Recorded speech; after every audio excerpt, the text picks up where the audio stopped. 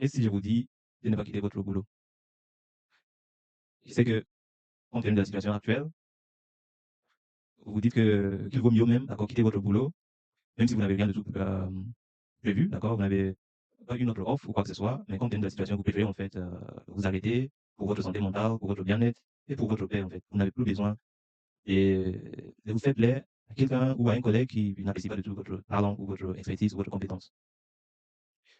Je vous comprends parfaitement bien, mais je vous dis de faire très attention et de ne pas en fait prendre ces décisions euh, selon vos émotions, d'accord? Mais plutôt prenez votre temps pour prendre ces décisions d'une manière consciente. Donc, pourquoi je dis tout cela? Je sais, d'accord, il y a plusieurs raisons pour lesquelles on pourrait être poussé jusqu'au bout, d'accord, tel point qu'on ne souhaite plus du tout rester dans notre job ou notre boulot actuel, d'accord? Ou parfois, c'est même pas qu'on est poussé ou quoi que ce soit. Peut-être que vous avez d'autres motivations. Pourquoi vous voulez quitter votre boulot, d'accord? Peut-être que vous voulez quitter. Si, attendez, je vous dis d'abord, si vous avez quelque chose déjà de prévu, vous avez déjà un plan B et c'est déjà confirmé ou quoi que ce soit, bah, je vous dis bravo et vous pouvez en fait quitter cette situation-là. Peut-être que vous voulez quitter pour un meilleur salaire. Vous voulez quitter pour, euh,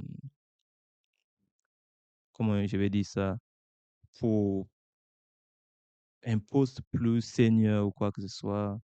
Vous voulez quitter pour accepter, pour une nouvelle challenge, n'est-ce pas? Vous voulez quitter euh, parce que votre lieu de résidence actuel est très loin de votre lieu de travail actuel. Il y a plusieurs raisons. Pour toutes ces raisons, j'ai pas de problème.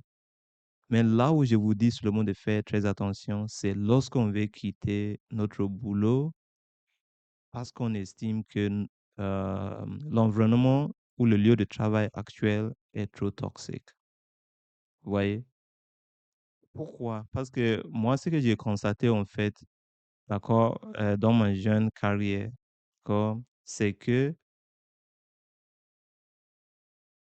presque tous les lieux de travail sont relativement toxiques. Pourquoi je dis ça? Si vous vous rappelez, dans votre dernier poste que vous considérez être toxique,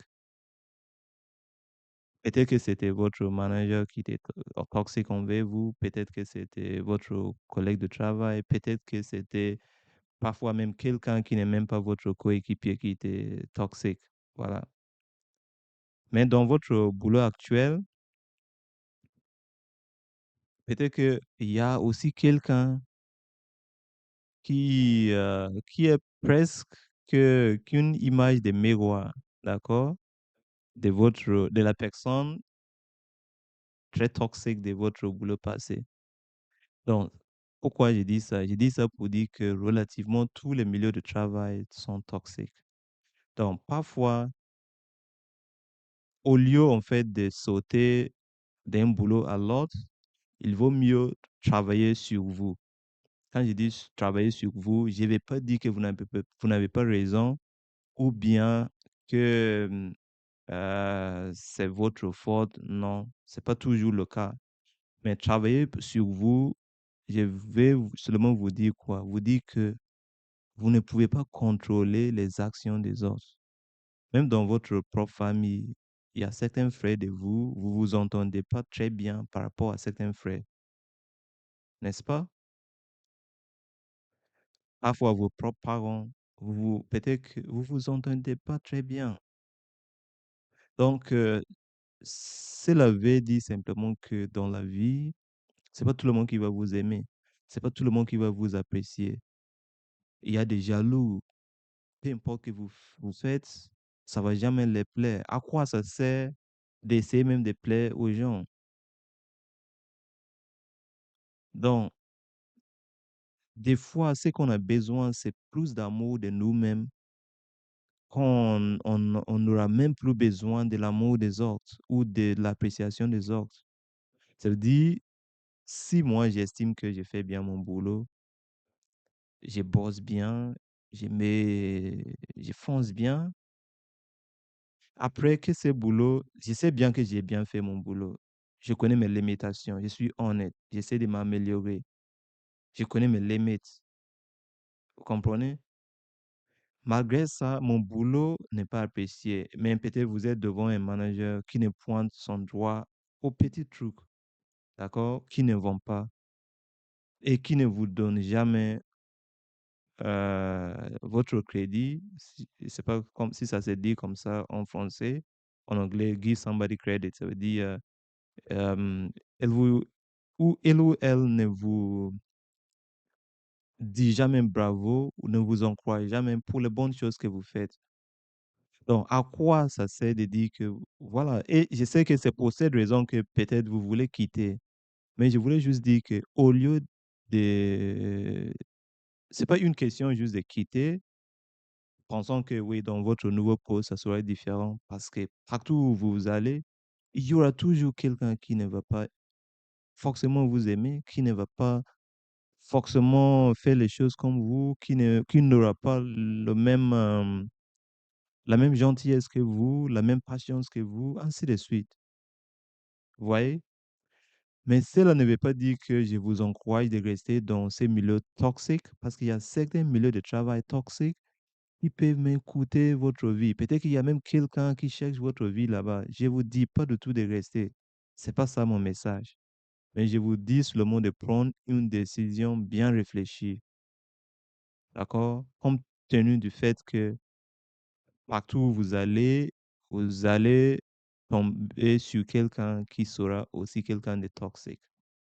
Donc, puisqu'on n'a pas la possibilité de contrôler en fait ce que les gens disent ou font, bah, qu'est-ce que nous, on doit faire?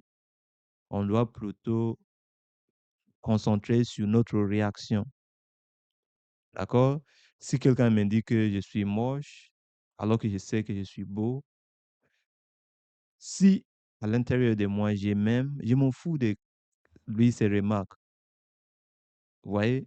Bien sûr que c'est pas toujours évident parce qu'il y a des moments où bah, il faudrait vous défendre. Au moins, il y a des moments où, lorsque votre dignité est atteinte, bah, il y a des moments où, et lorsque ça va arriver à ces points-là, parfois, il vaut mieux même quitter avant que ça arrive à ces points. Donc, je comprends parfaitement bien.